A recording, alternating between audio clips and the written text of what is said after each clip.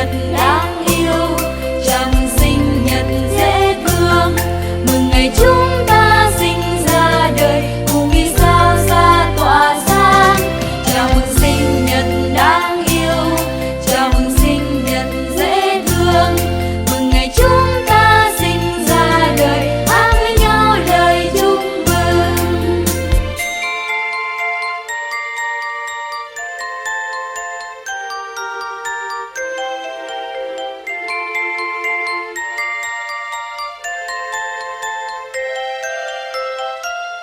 Happy birthday to you, happy birthday to you, happy birthday, and the star burn tonight.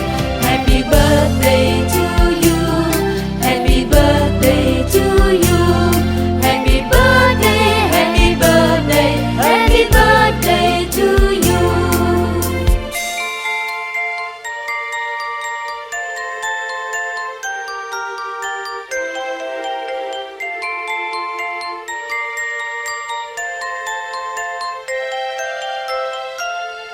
Chào mừng sinh nhật đáng yêu, chào mừng sinh nhật dễ thương. Mừng ngày chúng ta sinh ra đời, cùng vì sao xa tỏa sáng. Chào mừng sinh nhật đáng yêu, chào mừng sinh nhật dễ thương. Mừng ngày chúng ta sinh ra đời, hát với nhau lời chúc mừng.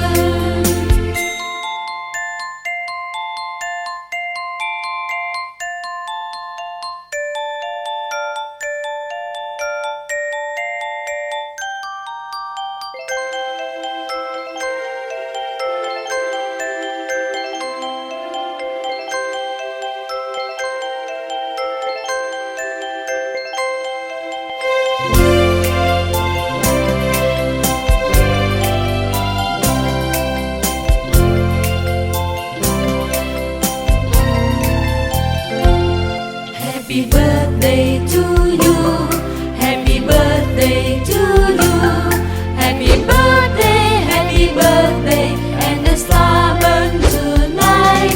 Happy birthday to you, happy birthday to you, happy birthday, happy birthday, happy birthday to you.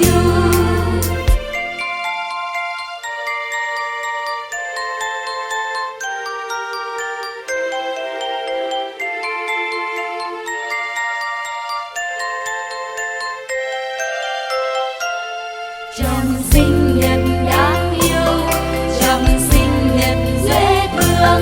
Mừng ngày chúng ta sinh ra đời, cùng vì sao xa tỏa sáng. Chào mừng sinh nhật đáng yêu, chào mừng sinh nhật dễ thương.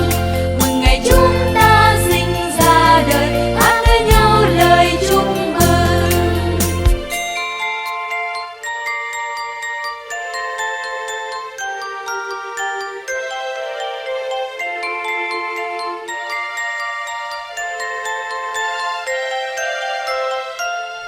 Happy birthday to you, happy birthday to you, happy birthday, and the star burn tonight.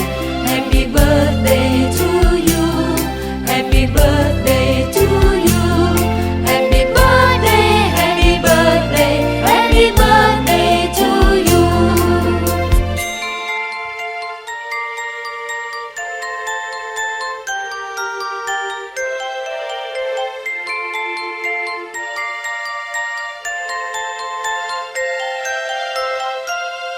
Chào mừng sinh nhật đáng yêu, chào mừng sinh nhật dễ thương. Mừng ngày chúng ta sinh ra đời, cùng vì sao xa tỏa sáng. Chào mừng sinh nhật đáng yêu, chào mừng sinh nhật dễ thương.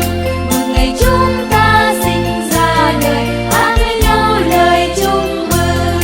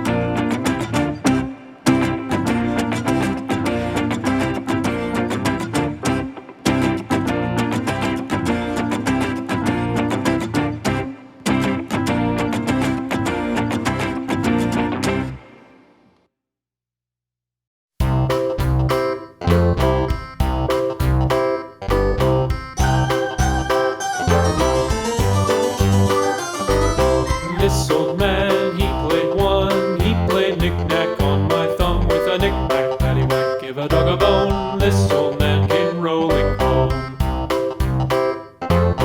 This old man, he played two. He played knick-knack on my shoe with a knick-knack, paddywhack, give a dog a bone. This old man came rolling home. This old man, he played three. He played knick-knack on my knee with a knick-knack, paddywhack, give a dog a bone. This old man came rolling home.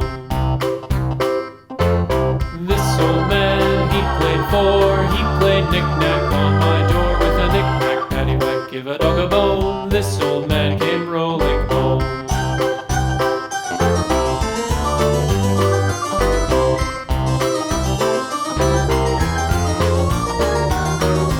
This old man, he played five. He played knick-knack on my hive with a knick-knack, paddywhack, give a dog a bone. This old man came rolling home.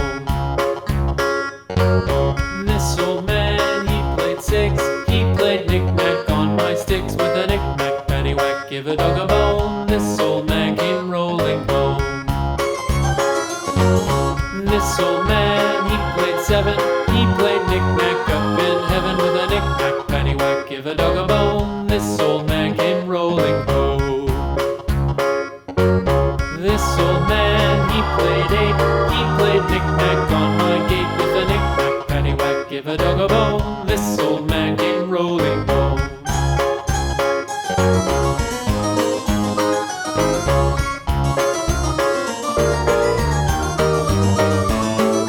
This old man, he played nine. He played knick-knack on my spine with a knick-knack, paddywhack, give a dog a bone. This old